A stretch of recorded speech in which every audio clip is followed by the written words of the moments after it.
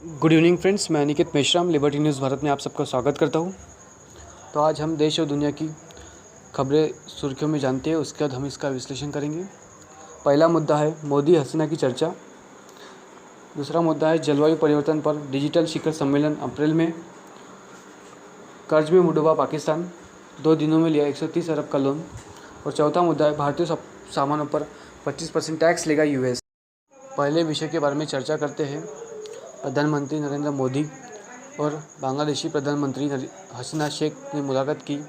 इस मुलाकात के दौरान उन्होंने संपर्क, ऊर्जा, कारोबार, स्वास्थ्य और खेल जैसे क्षेत्रों पर चर्चा की। इस चर्चा के बाद उन्होंने इस पर सहमति पर हस्ताक्षर किए। इसके बाद विदेश मंत्रालय के प्रवक्ता अरिंदम बागची ने वार्ता के बाद ट्वीट किया कि संबंध मजबूत से है और मजबूत हो रहे हैं। कोविड महामारी के बाद प्रधानमंत्री नरेंद्र मोदी का यह पहला विदेशी दौरा है। अभी हम दूसरे विषय के बारे में बात करते हैं। अमेरिका के राष्ट्रपति जो बाइडेन ने प्रधानमंत्री नरेंद्र मोदी समेत विश्व के 40 नेताओं को जलवायु परिवर्तन से निपटने के लिए शिखर सम्मेलन का आयोजन किया है।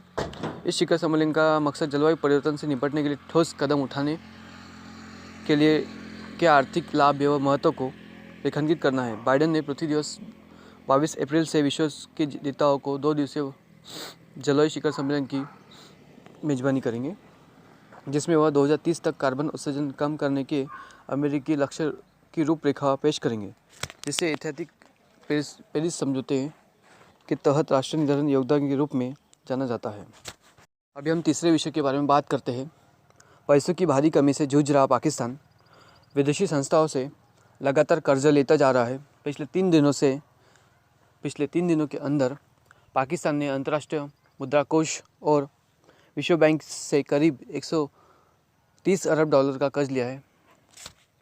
गुरुवार को ही IMF ने पाकिस्तान को $500 मिलियन का कर्ज देने का ऐलान किया था, जिसके बाद शुक्रवार को पाकिस्तान और विश्व बैंक के बीच $1.3 बिलियन के नए कर्ज पर सहमति बनी। पाकिस्तान यह कर्ज ऐसे समय पर ले रहा है जब हाल ही में पाकिस्तान की संसद में इमरान खान सरकार ने कबूल किया है कि अब हर पाकिस्तान के ऊपर 1,75,000 का कर्ज है। इसमें इमरान खान की सरकार का योगदान 54,901 है, जो कर्ज की कुल राशि 46% है का हिस्सा है। कर्ज का यह बोझ पाकिस्तानी योग के ऊपर पिछले 2 साल से बढ़ा है। धन्यवाद। अभी हम चौथे यानी आखिरी विषय पर आते हैं।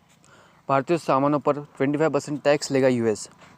भारत के डिजिटल टैक्स पर अमेरिकी ट्रेड रिप्रेजेंटेटिव USTR ने मुंहतोड़ जवाब देने की बात की है। USTR ने कहा कि भारत समेत कुछ देशों ने अमेरिका की ई-कॉमर्स कंपनियों पर डिजिटल टैक्स लगाया है। हम इसका विरोध करते हैं। अगर यह वापस नहीं लिया गया तो अमेरिका भी ऐसा टैक्स लगाएगा। USTR ने डिजिटल टैक्स को लेकर नोटिस जारी किया है, जिसमें लोगों से विचार मांगे हैं। लोगों से पूछा गया है कि इस मामले में भारत समेत कुल 6 देशों के खिलाफ किस तरह की कार्रवाई करनी चाहिए। भारतीय सामानों पर 25% टैक्स US लगा रहा है, उसके बारे में जानते हैं। अमेरिका ने करीब 40 भारत आयातित सामानों पर 25% तक टैक्स लगाने का फैसला किया है। इसमें बासमती चावल, सोने और चांदी की ज्वेलरी भी शामिल है। और मोदी सरकार ने 2% का गूगल टैक्स को 1 अप्रैल 2020 को लागू किया था, जिसके तहत 119 कंपनियों डिजिटल टैक्स के दायरे में लाया गया। इनमें से 86 कंपनियां अमेरिकन हैं। धन्यवाद। और सब्सक्राइब और लाइक ज़रूर कीजिए और शेयर कीजिए।